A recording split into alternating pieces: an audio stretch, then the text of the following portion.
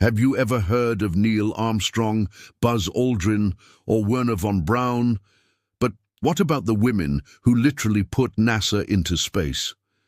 Today, you're going to meet 3 women who changed the history of science, mathematics, and of humanity itself. For decades, women were ignored in science books, even when they were key players in some of the greatest achievements in history. At NASA, during the Cold War, in the midst of racism, sexism, and segregation, 3 women challenged all of that.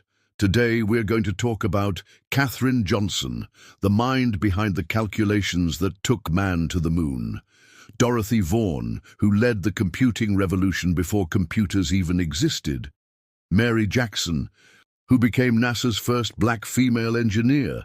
And make no mistake, without them, the space race could have had a very different ending. Katherine Johnson.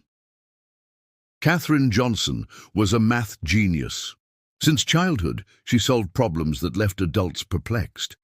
In the 1950s, she was hired as a human computer at NASA, the agency that would later become NASA, but it was in 1962 that she became irreplaceable. John Glenn, the first American to orbit the Earth, only agreed to fly if Katherine double-checked the mission's numbers by hand. He trusted her more than the electronic computers of the time, and when man went to the moon in 1969, there were Katherine's calculations. Silent, but vital. Dorothy Vaughan.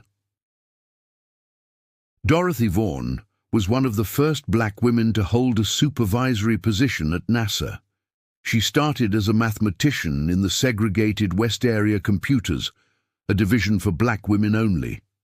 But she didn't stop there. When IBM computers arrived, many engineers feared they would lose their jobs. Dorothy saw an opportunity. She taught herself the Fortran programming language and trained her entire team.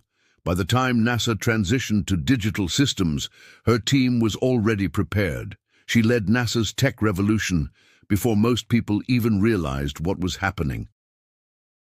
Mary Jackson. Mary Jackson began as a mathematician, but her thirst for knowledge went further. She wanted to become an engineer, but that required courses that by law were only offered in whites-only schools. So what did she do? She went to court. Mary won the right to study and became NASA's first black female engineer.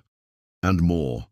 After decades in technical roles, she became a manager for diversity programs, opening doors for other women and minorities inside the agency. Conclusion.